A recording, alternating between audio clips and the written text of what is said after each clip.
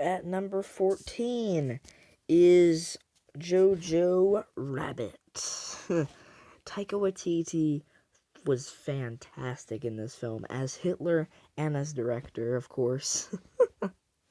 The kid actors were great. Really, everyone was great. Specifically, Taika and Scarlett Johansson. Scarlett Johansson is a gem inside of this film as Rosie, JoJo's mom. She has a very small role, and she gets, spoiler alert, she gets killed off later on in the film, but she was just super enjoyable in the role, and it was just a fun, charming movie, and it actually really got the tears to me.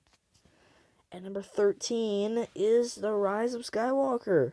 Yeah, guys, it's that high. I know, I'll get hate for it. I will accept it. But man, I liked it. It just had problems, but those problems have been overshadowed by my love of Star Wars. I hate to admit it, but it has. I loved Kylo Ren's development in this film mainly. Lando was a nice little sprinkle into the film.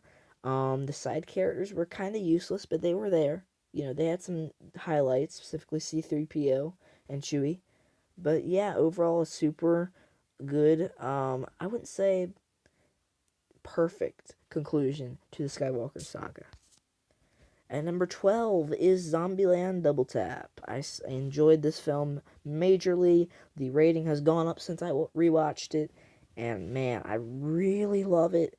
It's one of my favorite zombie films now. It's my favorite zombie film of 2018, or, well, 2019, and it's everything I wanted out of the sequel. Emma Stone, Woody Harrelson, Abigail Breslin, and Jesse Eisenberg doing their thing, killing zombies, making fun jokes, and making me laugh, and that's just what I got. So it was great.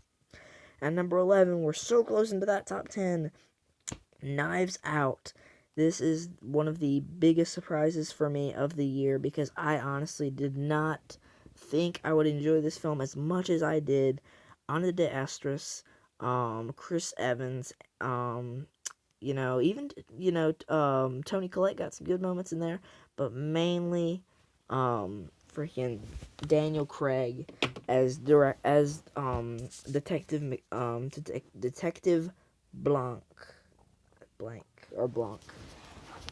He was just fantastic in the role, and he was just amazingly charming. Like I said, Chris Evans was hilarious as well, but Ana de Astris, she deserves a nod or a nomination or even a win for best female lead in a film. She was just fantastic. And now we're kicking off the top 10 with Uncut Gems from A24.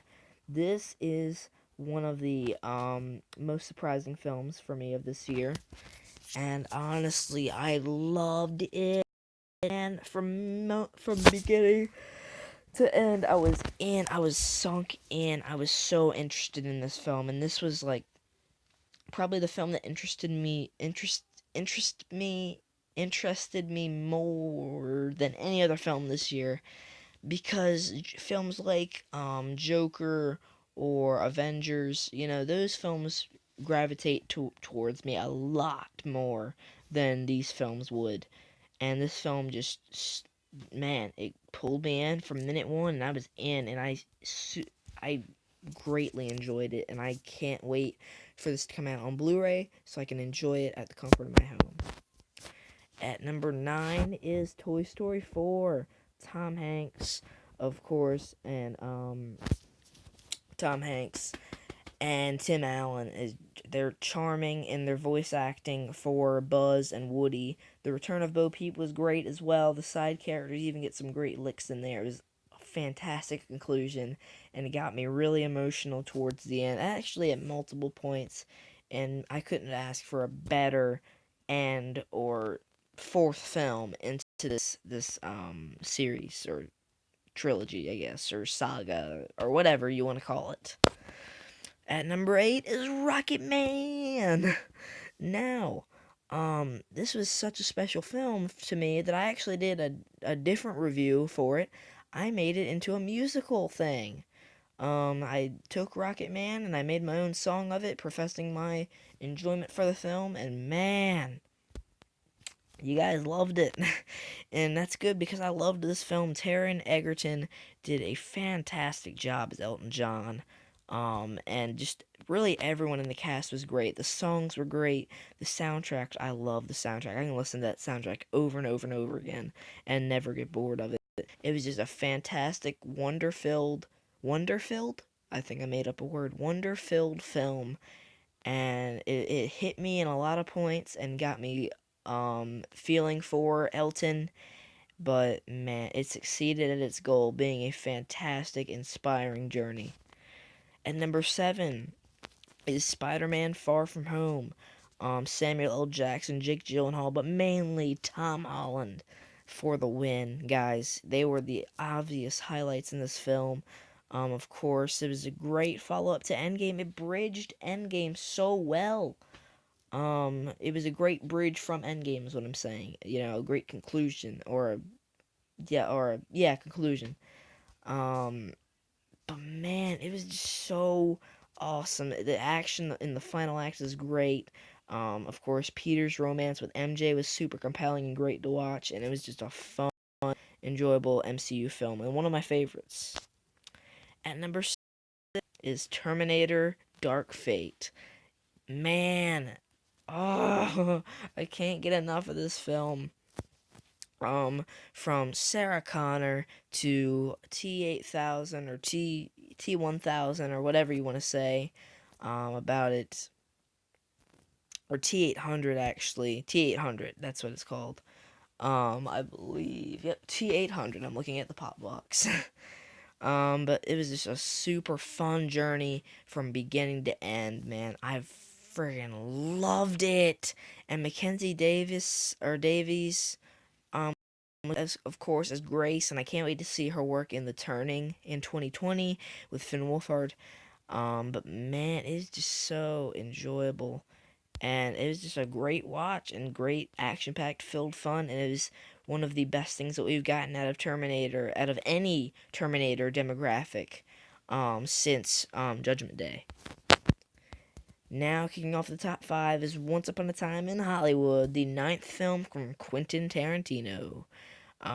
What do I even have to say? Brad Pitt, of course, Leonardo DiCaprio, they were fantastic. Of course, so is Margot Robbie as Sharon Tate, and they give great respect to the actual story of Sharon Tate, and it was just so enjoyable seeing her go to the movies, and then she watches her movie and she sees people laugh and everything, and then Rick Dalton, of course, Leonardo DiCaprio's character, Rick Dalton. His story was great as he's a struggling actor, and then the little girl telling him that was the greatest acting she'd ever seen, and him getting emotional over that got me emotional over that, because that was just great. But mainly Brad Pitt as Cliff Booth. Let me tell y'all, it's hilarious. It is the biggest highlight of the film, and Brad Pitt's character, Cliff Booth, is one of my favorite characters from any 2019 film.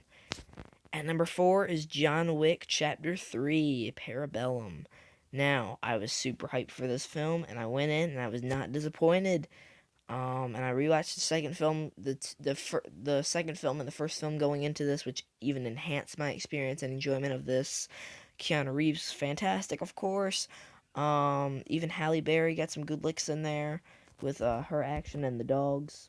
And it was just a super fun third film, and it gets me so excited for what they have planned in 2021 with Chapter 4. But yeah, man, I love this film. I'm glad I have it on Blu-ray and digital so I can watch it whenever I want. Number 3, you already know, Rambo Last Blood. I'm sorry, man. I love this film. I got it on Blu-ray right here, guys. I got it for Christmas right here. That's how much I loved it. Actually, let me show you guys this. So I got Rambo Last Blood, and then below that, I got the other 4 films, which is even better, of course. So that's how much of a Rambo fan I am, and a Sylvester Stallone fan.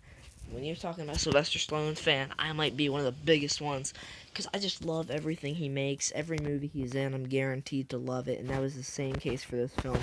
epic action, epic final fight or final act. It might be one of my favorite final acts of 2019. And man, go check it out. I love it. Number two, we're almost at number one, the best movie of 2019. But anyway, the second best movie of 2019 for me is Avengers Endgame. Um, Super emotional and full of life. Even though the first two acts, you don't get much action, you just get a lot of character development. Even that works for me because you get this epic final conclusion. Almost every Avenger, every hero in this MCU, in the Infinity Saga, comes together to fight Thanos, and it's a great conclusion. Plus, you get the sacrifice of Black Widow. You get Captain America fighting himself. You get Captain America lifting Mjolnir, which is one of the best moments of 2019 for me. And of course, you get Avengers assemble, and then they all charge at everyone, and then you get the sacrifice. I am Iron Man from Tony Stark, which was just the icing on the cake there. I don't know why my camera freezed. Alright, here it is. The number one film of 2019 is Cats. No, I'm kidding. It is, what a shock, Joker. I love this film. I can't get enough of it, guys. It's just super enjoyable for me. I love it. It's suspenseful. It's thrilling. It's great. It's honestly, I laugh at some of the parts of it. Not where he's killing people, obviously. I'm not dark like that. But I do love dark films and controversial topics in films, and this has one of the most controversial topics to it, as it caused riots and just outbursts by many people. I mean, it caused people to dance down the Joker stairs, for crying out loud. So I mean, this film already had tons of publicity to it, but I just wanted to add to it by making it my number one film of 2019. I loved it. Joaquin Phoenix was fantastic. Robert De Niro as Murray, I feel like, was underrated. I really liked him. Zazie Beetz was fantastic in her role.